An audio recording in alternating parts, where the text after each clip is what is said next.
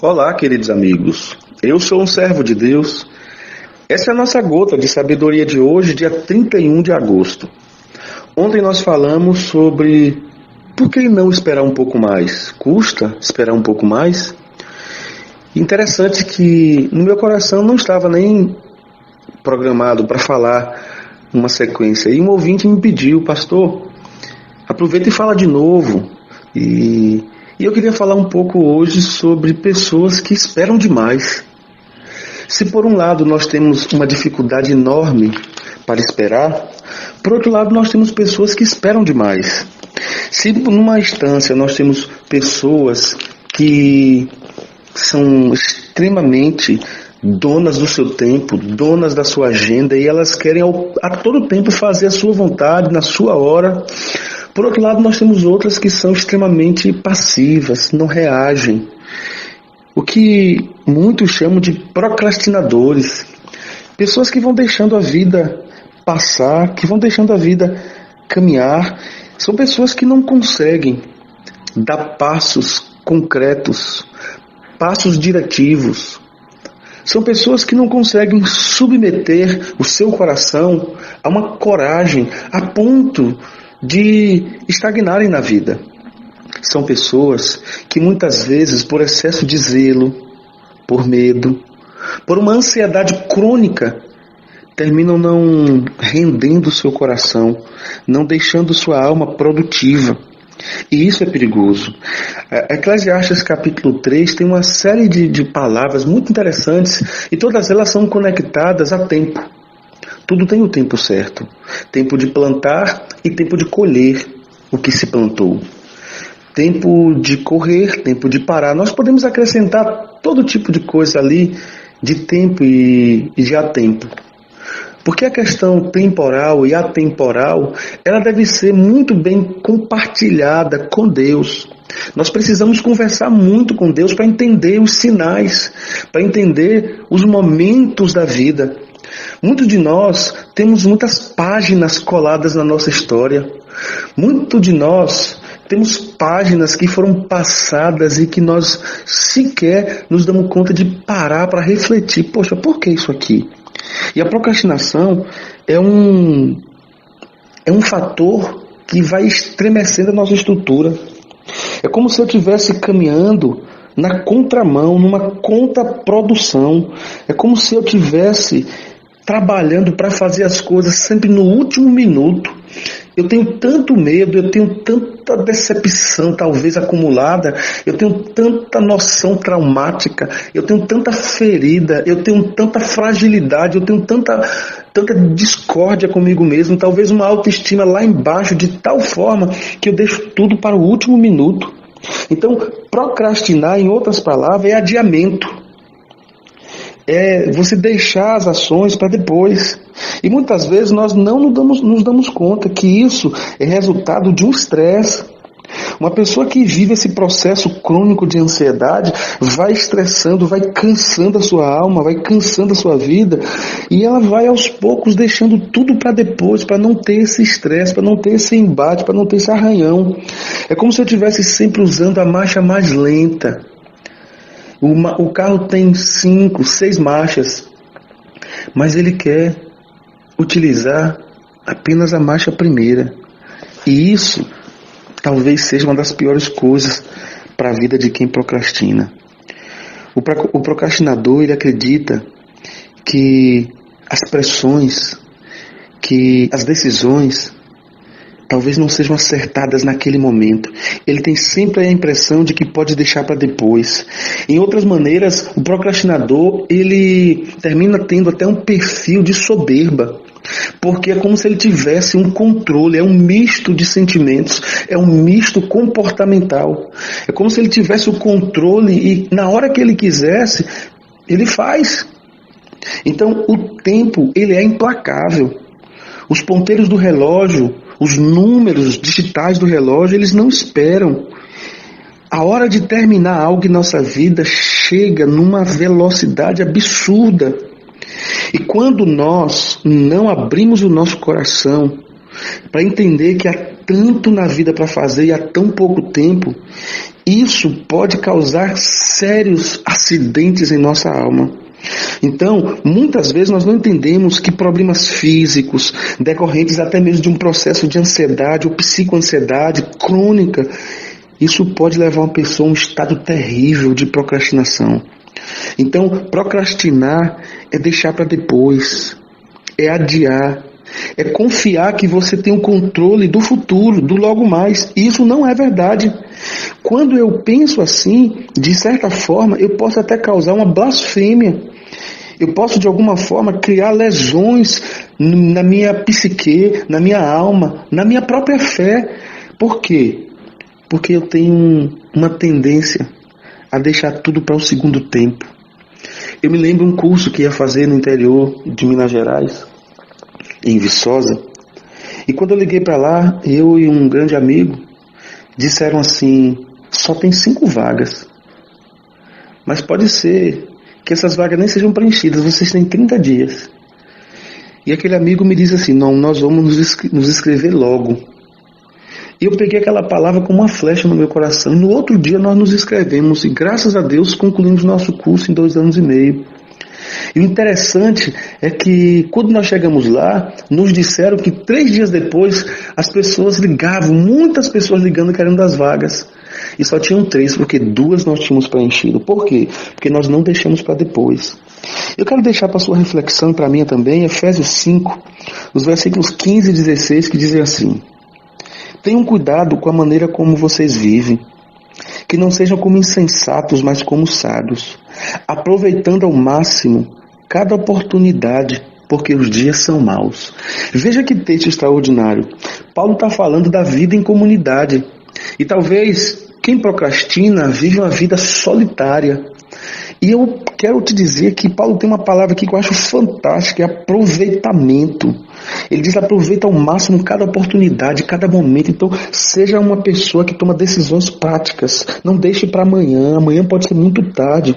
Quando nós procrastinamos por medo ou por uma autoestima baixa, muitas vezes, mais do que deixar para depois, nós estamos deixando pedaços de nós mesmos para trás.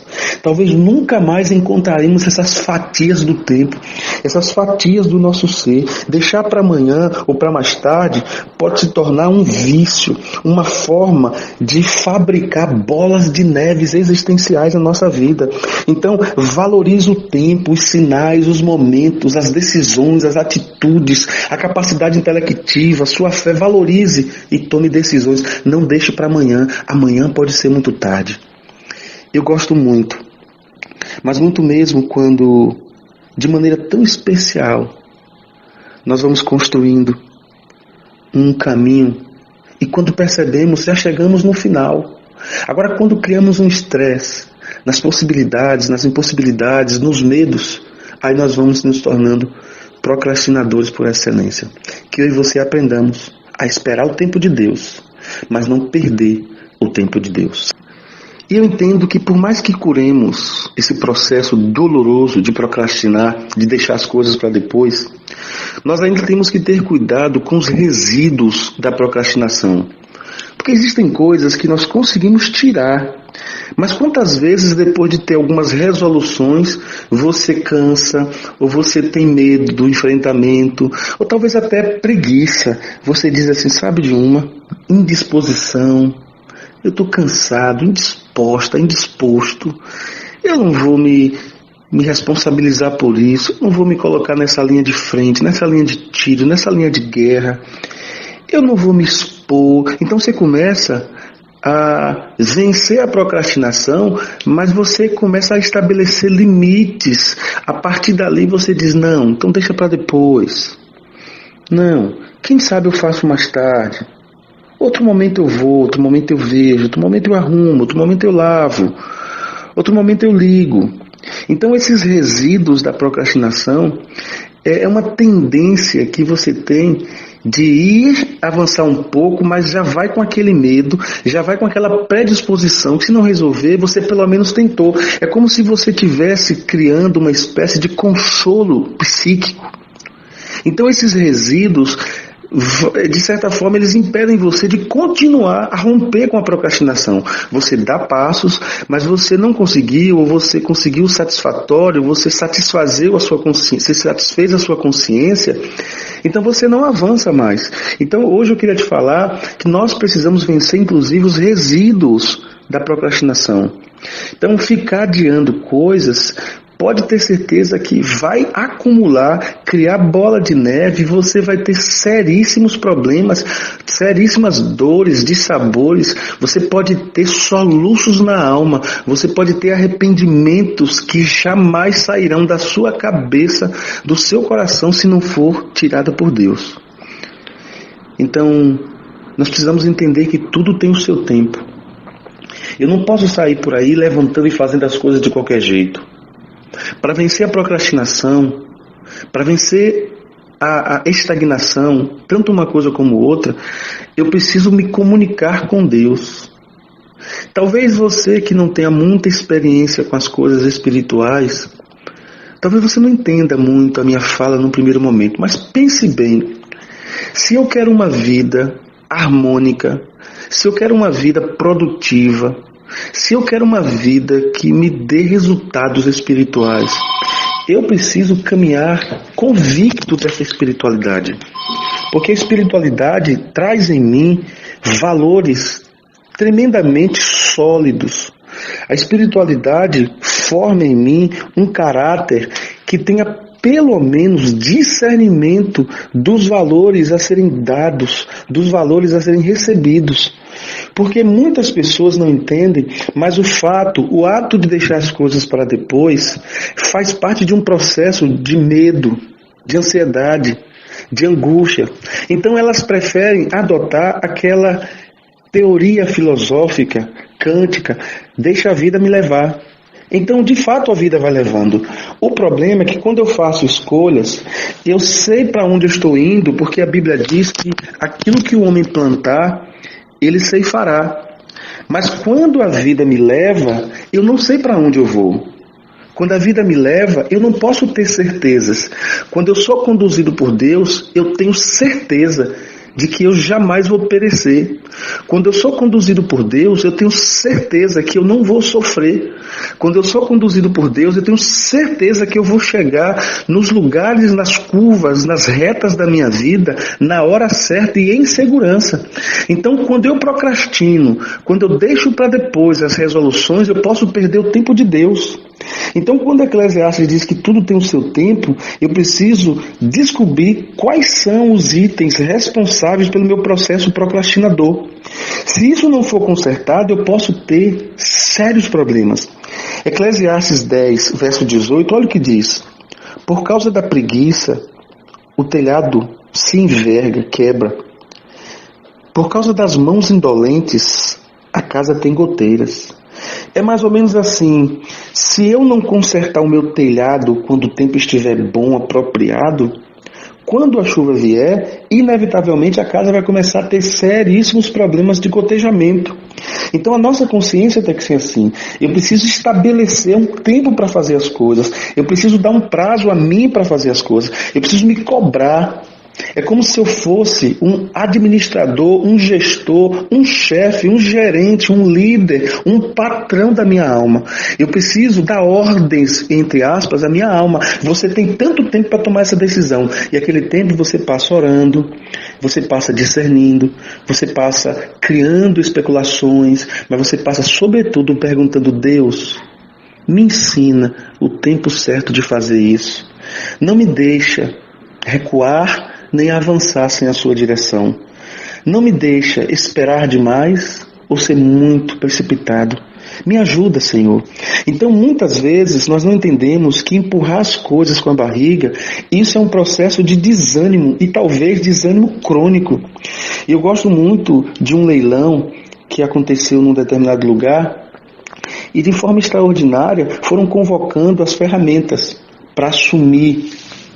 E nessa reunião, eles iriam dar valor à ferramenta mais importante, e a ferramenta mais importante, ela iria assumir a liderança das ferramentas. Então alguém levantou e disse, olha, eu acho que o mais importante, o mais valioso é o serrote. Ele poderia ser o nosso gestor. E o serrote disse, eu aceito. Aí o martelo diz, não, o serrote não pode, porque ele sai cortando tudo de qualquer jeito, ele não tem tato com as coisas, ele não tem doçura. E aí todo mundo, o mais importante não é o serrote. Vamos dar um outro valor. Então eu levanto o valor principal para o martelo, então. Aí o martelo disse, eu aceito. Já o serrote falou, não, o martelo não é bom, o martelo sai batendo de qualquer jeito. Outro levanta e diz assim, então eu elejo a lixa. E o martelo disse, a lixa não pode, porque a lixa ela sai comendo tudo. E toda a ferramenta que era levantada naquela reunião, aparecia um defeito. De repente aparece um marceneiro, e ele pega o serrote, corta um pedaço de madeira. Ele vai usando cada ferramenta daquela e constrói um grande móvel. Isso nos ensina que nós temos muitos defeitos, mas os nossos defeitos na mão de Deus, Deus pode consertar coisas e consertar nós mesmos e construir grandes móveis para a vida e para a existência humana. Senhor, nos ajuda a não procrastinar o nosso ajuste com o Senhor. Nos ajuda a ser uma ferramenta, mesmo que nos parecemos um pouco defeituosos, mas que o Senhor nos derrame graça, que vençamos o desânimo, que consigamos atingir o profundo do nosso coração, de sufocar a Tua vontade em nossa vida. Nos ajuda a impulsionar em nós a Tua vontade, porque isso vai ser uma dinamite nas Tuas mãos, e eu creio que rios de águas vivas fluirão em nome de Jesus. Amém.